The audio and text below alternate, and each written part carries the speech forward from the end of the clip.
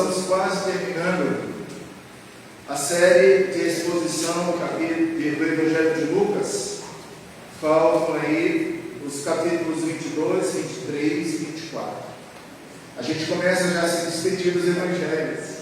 E a gente começa a ficar com o nosso coração soltoso. Porque quantas coisas nós já vimos nesse evangelho? Nós vimos o nascimento de Jesus. Nós vimos o nascimento do último profeta, João Batista. Nós vimos as cenas em que Jesus estreia as suas curas, e foram tantas e tantas curas. Nós vimos aqui as multiplicações, os milagres. E agora nós estamos na semana da paixão, é a última semana de Cristo. Parece que é uma semana longa. Nós passamos a Semana Santa de forma rápida. Recentemente passou-se a Semana Santa. Mas nós estamos na quarta-feira, onde Jesus está dentro do templo. Ele está ali falando e percebendo o andar da sua igreja.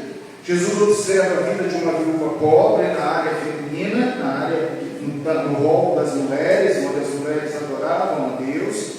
Jesus observa como as pessoas veneravam aquele templo, e Jesus então disse que não ficaria pedra sobre pedra. Jerusalém, o templo seria destruído, e aí ele então volta para os princípios de dores, e aquelas dores ali estariam acontecendo como sinais. E o que Jesus traz para nós de forma esclarecedora é que, assim como eles, nós também não precisamos nos preocupar com esses sinais. Ele fala de uma profecia que já se cumpriu, a destruição da cidade de Jerusalém. Até hoje eles estão lá brigando, querendo voltar, querendo reedificar a capital, Jerusalém, e eles não conseguiram até hoje. E pela palavra que nós lemos na semana passada, isso vai culminar com a vinda do Filho do Homem, Jesus Cristo. E hoje ele traz para nós uma lembrança que tem que ser real para você que está aqui, para todos nós, que é a vinda do Filho do Homem. O verso 25 do capítulo 21 de Lucas: haverá sinais no sol, na lua e nas estrelas, sobre a terra, angústia entre as nações, em perplexidade por causa do bramido do mar e das ondas. Haverá homens que desmaiarão de terror e pela expectativa das coisas que sobrevirão ao mundo, pois os poderes do céu serão abalados. Então se verá o Filho do Homem vindo numa nuvem com poder e grande glória. Ora, começarem essas coisas a suceder, exultai e erguei a vossa cabeça, porque a vossa redenção se aproxima. Meus irmãos queridos, o objetivo dessa noite é estar abordando a vida do Filho do Homem. E eu quero nesse momento fazer uma pergunta para todos nós: como os eleitos reconhecem que todos os meios utilizados por Deus destinam para esse momento?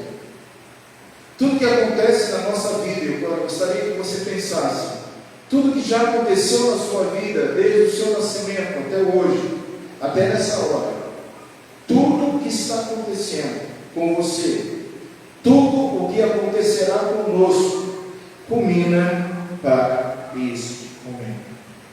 Esse pequeno texto aqui é um dos mais valiosos e importantes para a igreja. E de fato, irmãos, não há como não lembrar daquele cântico que nós cantávamos na década de 80. E eu lembro que eu era bem pequeno e a gente cantava o cântico que nós vamos cantar agora: então se verá. E a gente ficava imaginando a vida de Cristo, como era o procedimento da vida de Cristo, com poder e grande glória. E é isso, vamos cantar esse cântico, adorando a Deus. Eu peço que você pense na letra dos vencedores por Cristo, que compôs esse hino há tantos anos, e que faz nos lembrar da vida do Filho do Homem. Vamos ficar em pé e vamos louvar a Deus com esse cântico? Então se verá.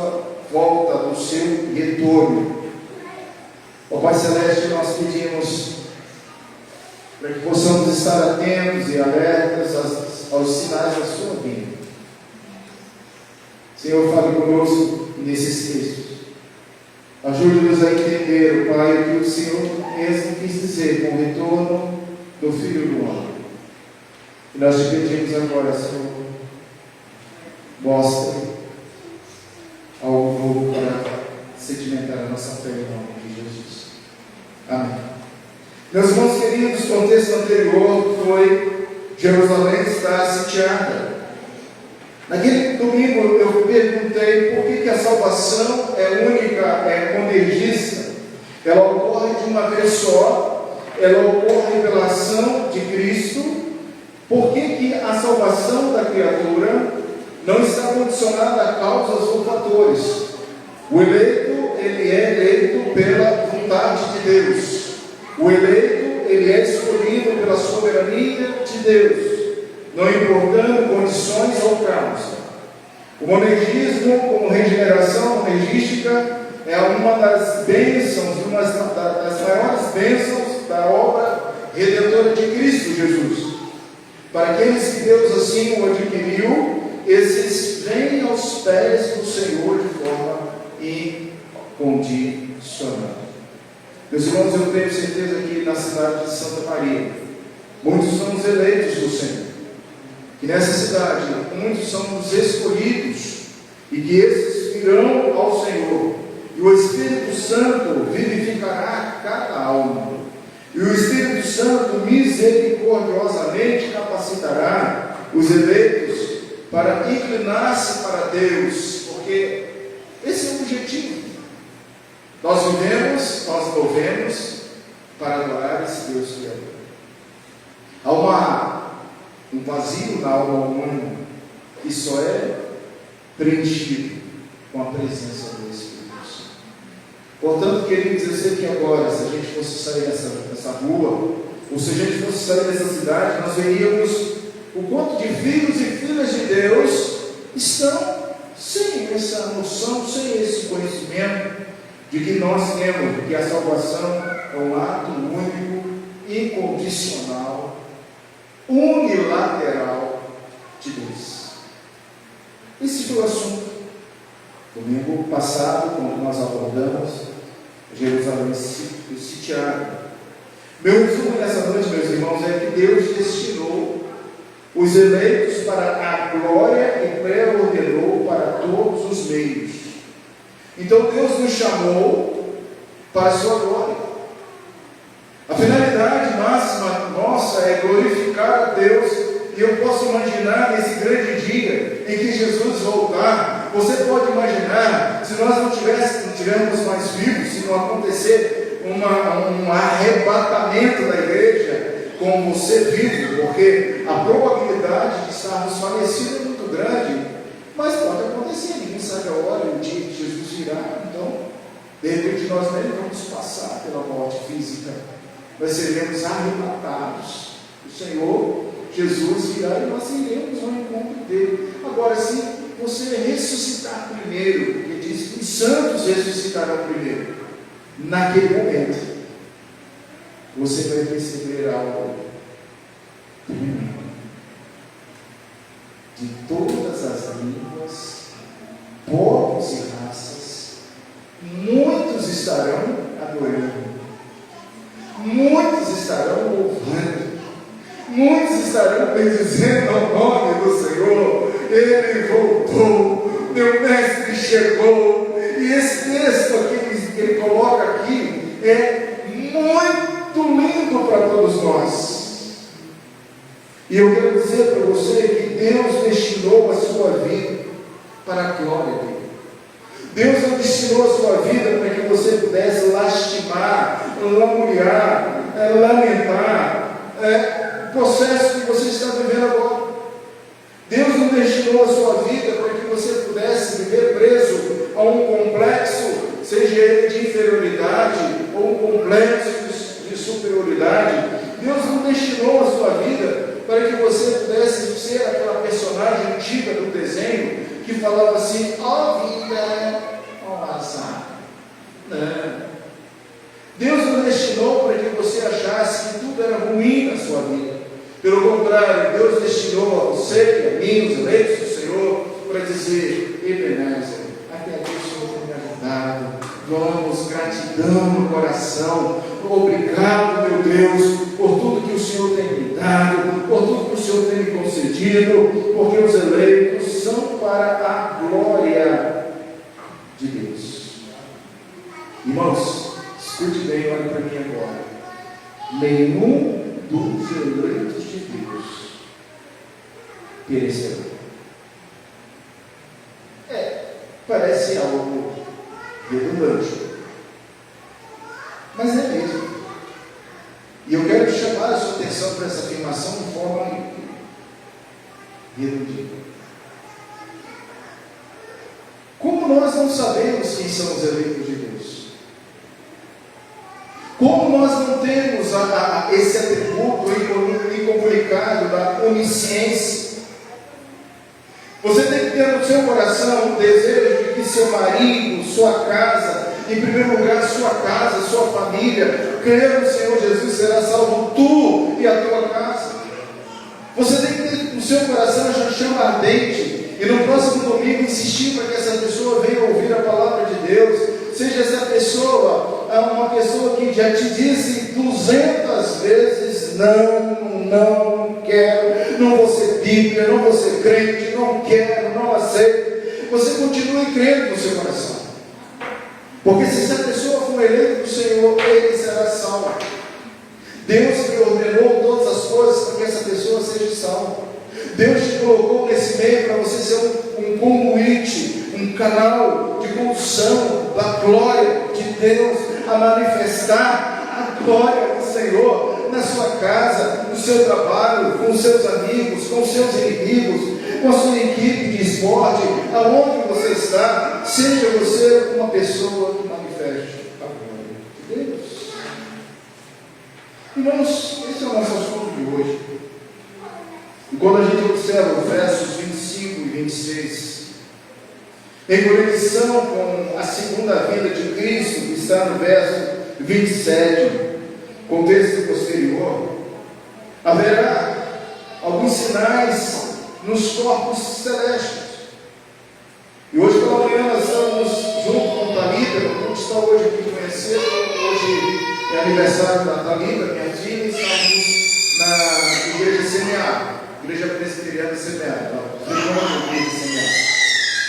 e lá o pastor estava falando sobre a extensão de Gênesis.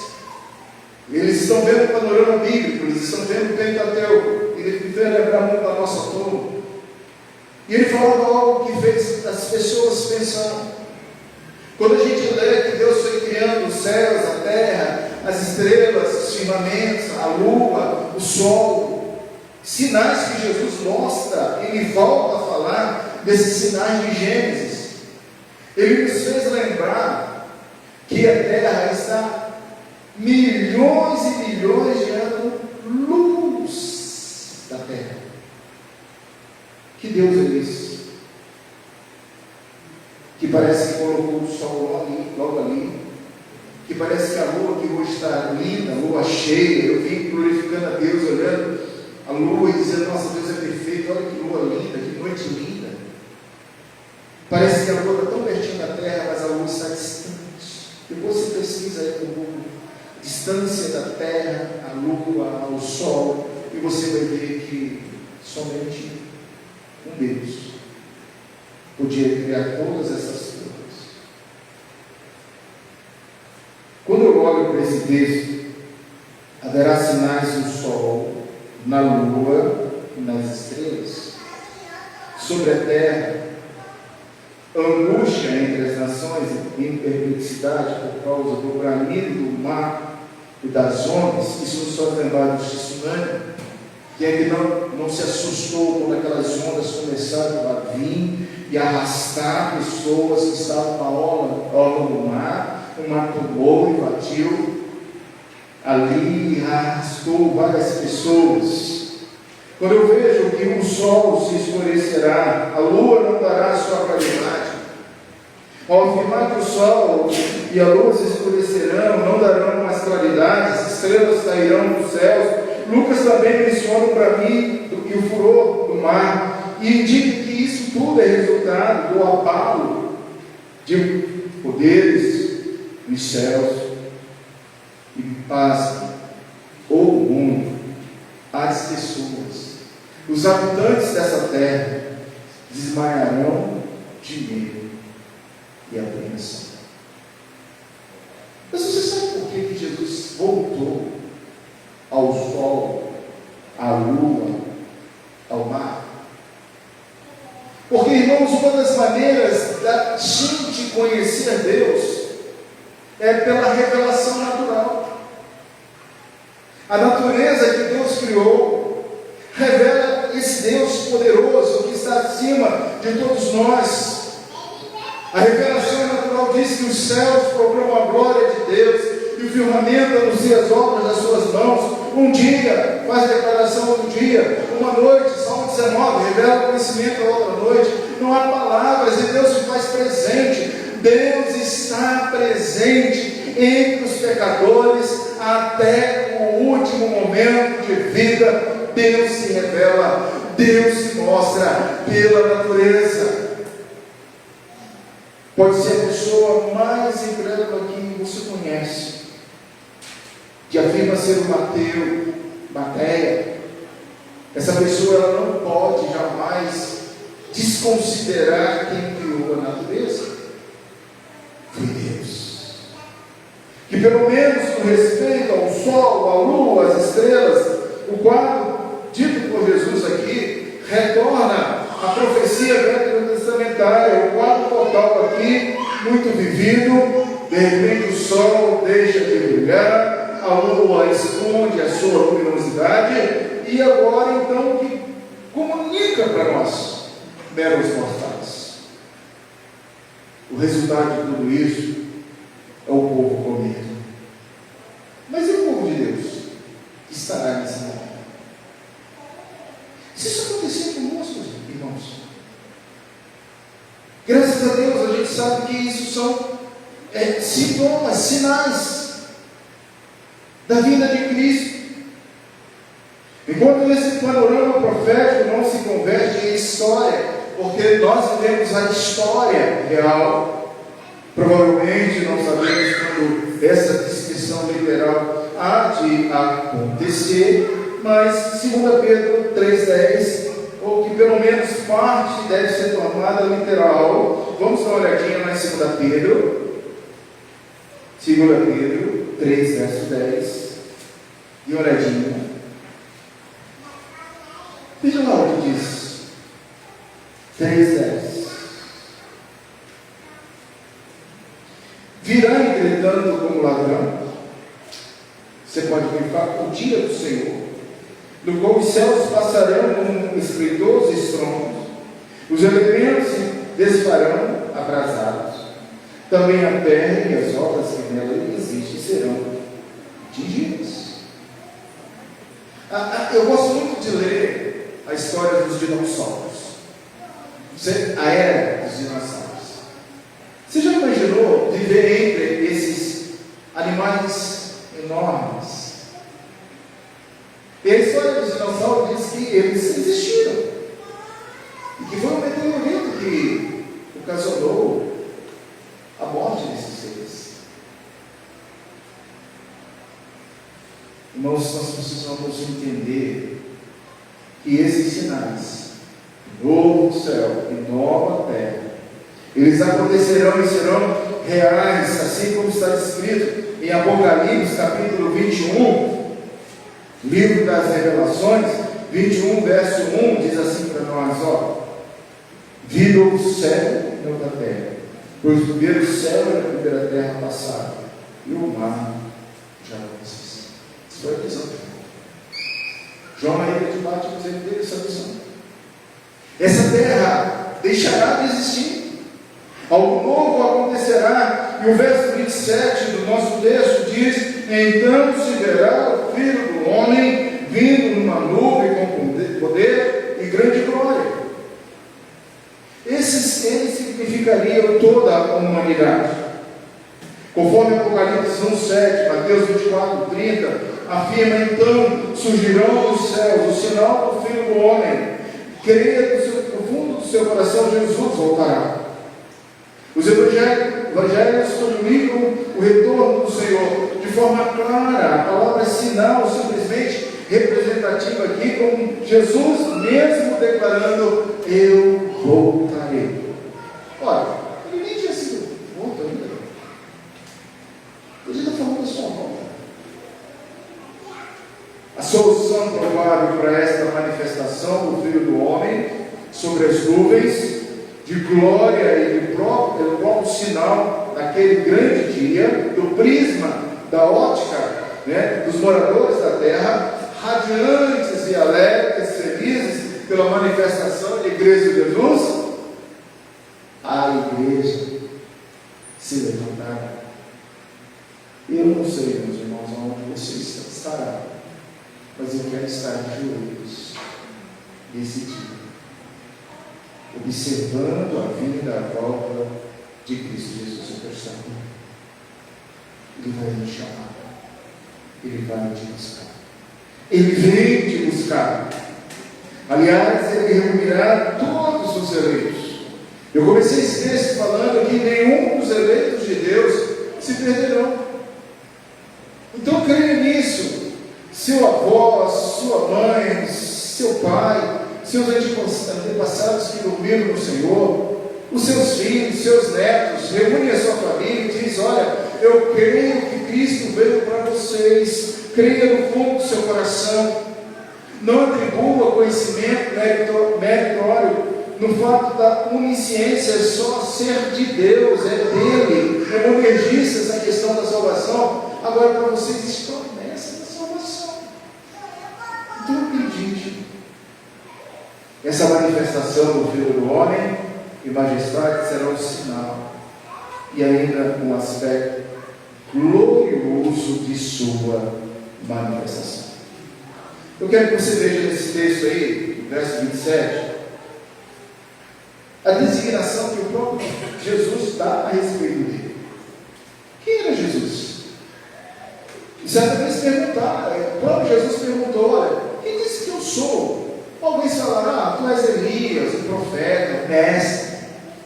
Mas aqui Jesus revela a sua identidade. Ele diz: eu sou o Filho. Eu quero que você olhe para esse texto e faça algumas perguntas.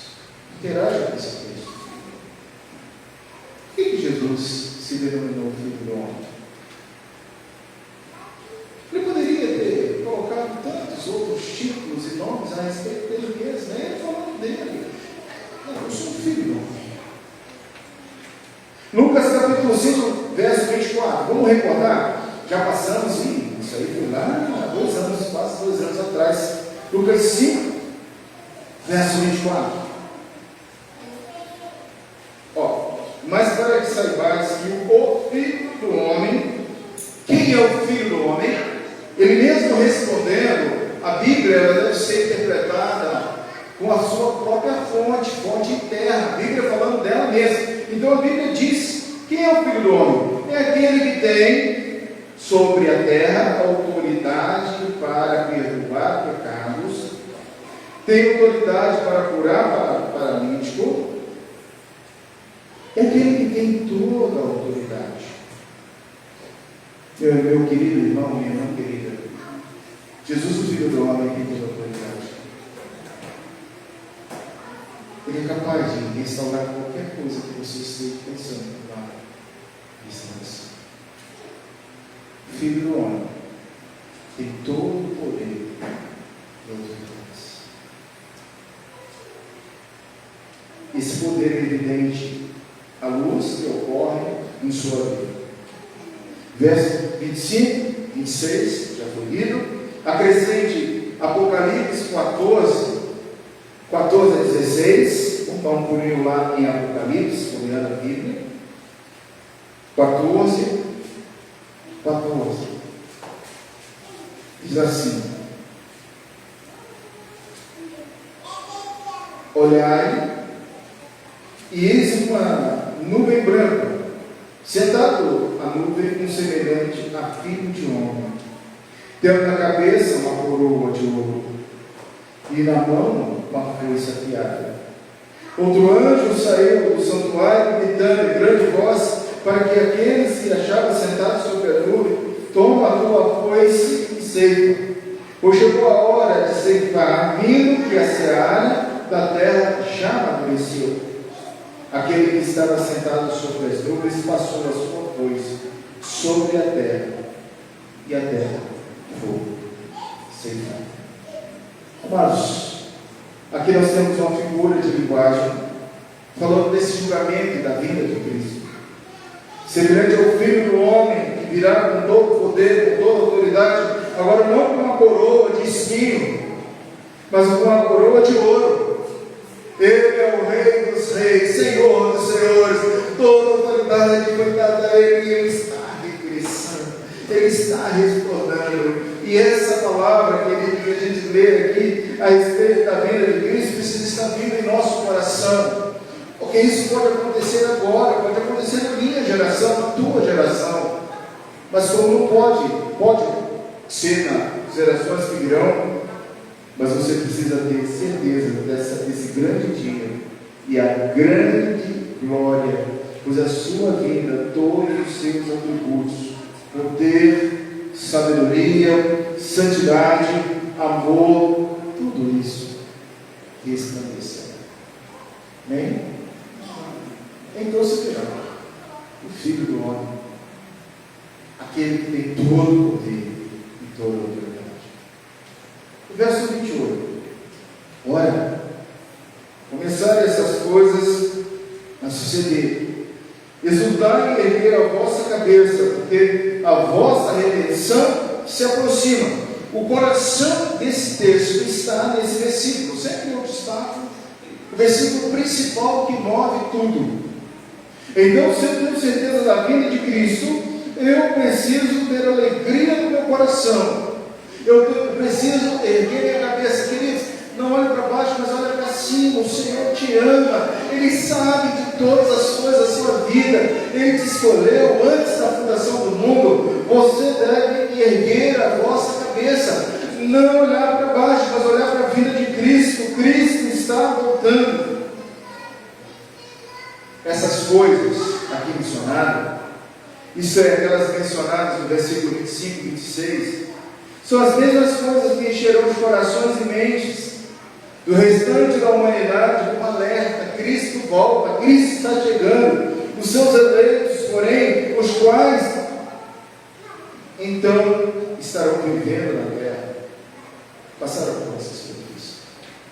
Glória a Deus. Quem sabe um descendente seu vai viver isso? O neto, o bisneto, quem sabe uma semente sua vai viver essa cena, esse fato histórico, memorável. Para os seguidores de Cristo, porém, os que estão vivos na terra passarão por essa história, e essas mesmas coisas vai prefigurar o livramento iminente. Pronto. A foice vai ser passada. Somente com esse regresso de Cristo, diz o texto, uma palavra importante que está aqui bem no final, porque a nossa redenção se aproxima. Bons queridos, a essa redenção a qual foi mencionada, para eles na cruz, após experimentar na alma, então seria agora comunicada a seus corpos, juntamente com aqueles filhos de Deus que já estão transformados pelo Espírito Santo, prodigiosamente transformados, subirão para o encontro de Jesus dos ares e permanecerão com Ele para todos, agora, na plena posse de sua salvação, para a sua vida. Amém, meus irmãos? A igreja precisa estar alerta. A igreja precisa estar verificando esses fatos, colocando no coração, porque assim como Deus destinou os eleitos para a glória, assim também pelo seu eterno propósito e de sua vontade, já preordenou os meios conducentes para esse fim. Eu não sei como vai ser o nosso encontro com Cristo. Não sei se a gente vai correr antes, e se isso acontecer antes da vinda de Cristo, nós vamos estar com Ele imediatamente, 20 pedidos. O paraíso está preparado para você. Mas uma coisa eu tenho certeza no meu coração: tudo que acontece conosco, tudo você, toda a sua história está pré-ordenada para a glória de Deus. Posso ouvir um amém? Amém. Assim seja. Seja assim mesmo. Você está pensando agora na sua vida? Não tenha ódio da sua história. A sua história foi escrita por Deus para a glória de Deus, para a honra. Você tinha que nascer naquela família. Você tinha que passar por essas circunstâncias para que você pudesse entender que todos os meios conducentes conduz para esse fim, a vida do Filho. 2 Tessalonicenses 2,13 diz: entretanto, devemos sempre dar graças a Deus. Você deve dar graças a Deus agora. Você deve agradecer ao Senhor por vós, por você, pela sua existência. Ontem nós estávamos aqui estudando, na sexta-feira estávamos estudando com jovens, a importância de saber honrar o pai, honrar a mãe no Senhor. A importância de dizer: Senhor, muito obrigado pelo meu pai, muito obrigado pela minha mãe, muito obrigado pelos ensinamentos no Senhor. A importância de dizer: Senhor, muito obrigado pelo Senhor nosso Pai, Pai dos céus, Pai celeste, Pai nosso que estás nos céus, santificado seja o teu nome. Você tem um Pai que te ama, que te apoia. Agradeça a Deus pelos irmãos amados, irmãos da família na fé. A igreja é insubstituível até a vinda de Cristo. Talvez você ache que você pode se afastar da família da fé. Talvez você ache que pode cultuar online. Talvez você ache que possa cultuar distante desse agrupamento. Mas Deus abençoa a igreja e diz: a igreja é minha noiva. A igreja é meu corpo. Eu sou o Senhor da igreja. Quando eu olho a vida do meu irmão, da minha irmã, eu começo a ver a glória de Deus. Eu começo a ver a graça do Senhor. E nem tudo vai bem entre os nossos pais, os nossos irmãos, mas a gente vê a alegria, a gratidão, a vitória. Então vale a pena estar presente na igreja, na casa do Senhor. Ele escolheu desde o princípio esse local para a manifestação da salvação, da santificação, através do Espírito, da fé, na verdade. A finalidade, queridos, é a glória do Senhor. 1 Pedro 1,2 diz: eleitos segundo a sua presciência de Deus Pai, em santificação do Espírito, para a obediência e a expressão do sangue de Jesus Cristo, graça e paz ou seja multiplicado. Irmãos queridos, você foi eleito, escolhido para esse grande dia. Vai ser uma festa. Veremos o Filho do Homem. Mas olha para esse texto e pergunto: como você e eu, como nós podemos reconhecer os meios utilizados por Deus, esses meios que Ele utiliza para a sua própria glória? Esse final de semana eu estava numa conferência de avivamento, lá na igreja de Pinheiros, online, claro, não fui lá, estava por aqui, estava participando online. E tinha um pastor chamado José Luiz. E esse pastor missionário na África, no Senegal, por muitos anos, e ele foi preso quando ele estava evangelizando na Turquia. E eles estavam falando da importância de transformar as adversidades em oportunidades. Ele ficou 150 dias preso em penitenciária por pregar o Evangelho. Por ter um sítio onde acolhia as crianças, onde trabalhava na fé, ensinava a palavra, ensinava a tocar violão. Enfim, ele foi preso. E quando ele chegou lá, naquele lugar, ele viu as celas, a cela onde ele estava, vários homens, todo mundo dormindo juntinhos, e o guarda chegou e falou assim: você tem 30 centímetros para você dormir, e escolhe como é que você vai dormir aí. Era um banheiro único para 40 homens, era rato, barata, sujeira e tal. E ele falava assim: meu Deus, eu sou missionário. Por que o Senhor me colocou? Mas quando você sabe que a glória e a honra é para Deus, as adversidades que vêm para a sua vida vai resultar numa pregação, numa testificação, numa glorificação do nome do Senhor. E ele então disse: eu vou pregar a palavra aqui agora. Se eles estão me prendendo porque eu sou um pregador, um missionário, agora dentro dessa cela, dessa cadeia, eu vou pregar o Evangelho. E ele começou a falar do amor de Cristo. As pessoas iam visitar e ele pedia: traga a Bíblia, traga a Bíblia. Eu vou distribuir a Bíblia para todo mundo aqui. E as pessoas, em vez de trazer alimento, traziam a Bíblia, a palavra de Deus.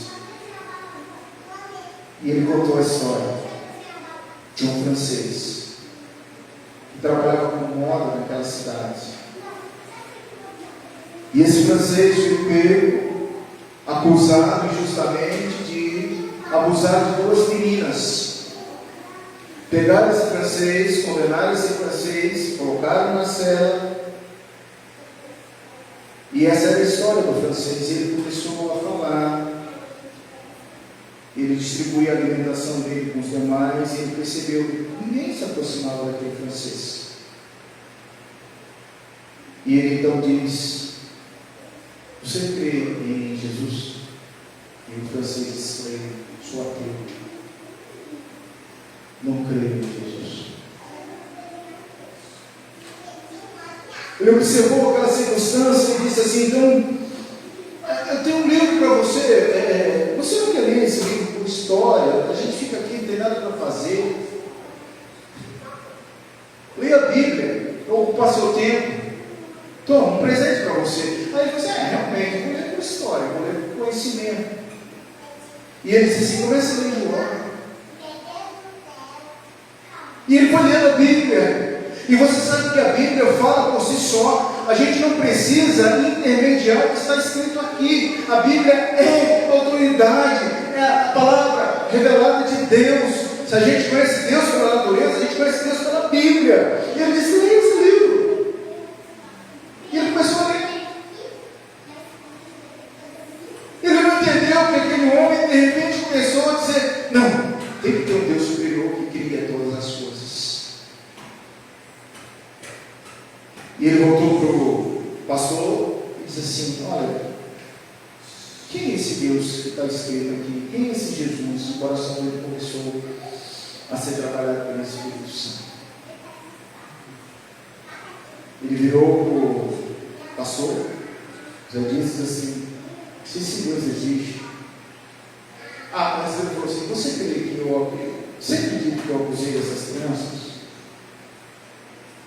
Contou toda a história. E ele disse: se você está falando que não abusou, eu creio que você não abusou dessas crianças.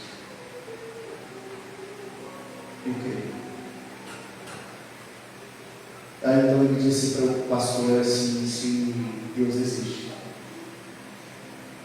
eu serei liberado do julgamento no final de semana. E eu? Porque, irmãos, para poder mostrar a glória de Deus, não depende de você, não depende de mim.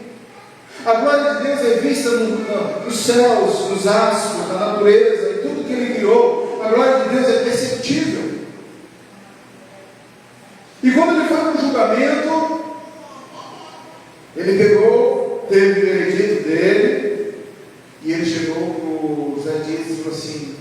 quero te falar uma coisa.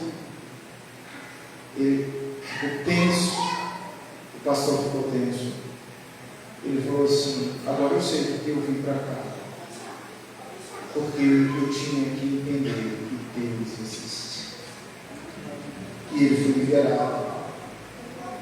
Não tinha prova. A própria mãe disse assim: ele, Senhor, nos acolheu, cuidou da gente, nunca encostou nas nossas filhas. Deus liberou aquele homem da prisão. E agora o francês, que era ateu, põe a Bíblia debaixo do braço e sai pregando a palavra de Deus para as outras pessoas, anunciando. Então o Dias, lá, o pastor, ele fala assim: pega as suas adversidades e transforme em oportunidades para a honra e para a glória de Deus. Irmãos, a gente está esquecendo dessas mensagens, a gente está com nossos corações endurecidos, nós estamos frios. Deus coloca experiências sobre a nossa vida para que nosso coração possa se alarguecer, a nossa mente possa ser trabalhada pelo Espírito Santo. Se o Espírito Santo não nos convence, ninguém mais vai nos convencer. Eu quero terminar essa lição. Como você e eu reconhecemos a glória de Deus?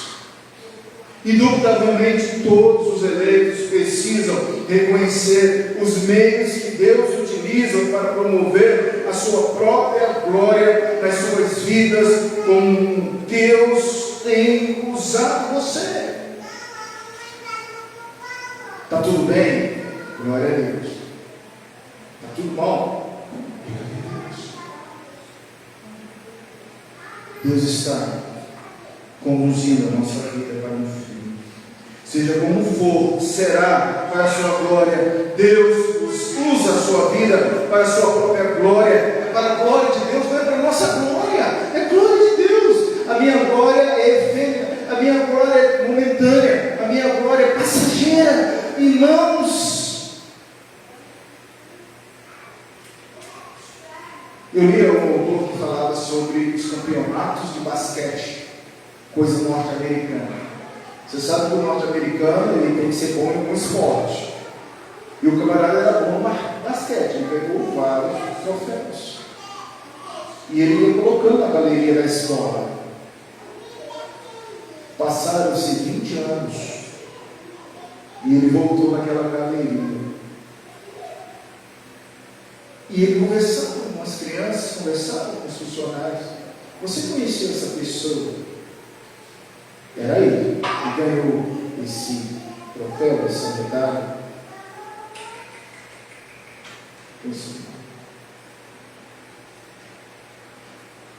Todos os troféus daquele desportista se transformou em nada para as outras pessoas. E o destino daquelas medalhas daqueles troféus seria o quê? Uma caixa com uma fita, um balcão colorado. Você entendeu? Tudo que você julga ser glória para você passará, e no futuro não terá nenhum reconhecimento. Mas como eu sei que eu vivo para a glória de Deus, que a minha história é para a honra de Deus, que a finalidade da minha vida é glorificar a Deus, não vai para um depósito. Vai para quem? Para Deus. Sua vida é para Deus. O que mais esse texto ensina? Os poderes dos céus serão abalados, então verão o Filho do Homem em nuvem. O universo é abalado violentamente. Não obstante, nada impede uma nuvem de servir como meio de comunicação para Cristo. Não indica tudo isso que seja o que for que acontecerá. Seja o que for que acontecerá. Na esfera da criação, Cristo. Ele chegará. Tudo está nas mãos de Deus. Sua força, sua história, as circunstâncias, Deus controla todas as coisas. E para finalizar, no verso 20, queridos, existem dois imperativos. No verso 20, você pode observar, e observe 13, 11, com comunicação com 16, 23. Esses dois verbos serão profeticamente realizados. Creia nisso. Creia nisso. Sabei que está próximo à devastação.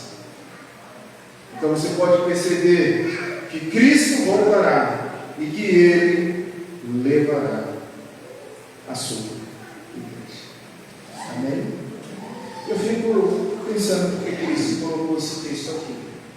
Ele colocou para que eu não pudesse esquecer que Ele vai voltar, que Ele está chegando. Vamos orar ao Senhor. Eu não sei, irmão querido, como está você hoje.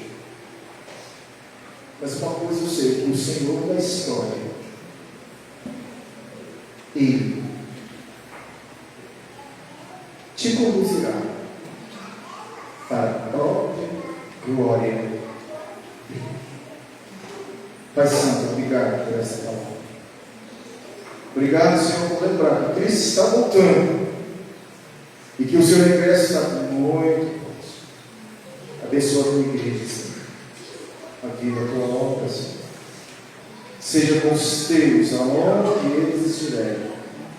Traga, Senhor, a tua presença, que nós possamos ser um teu, a projetar a tua glória.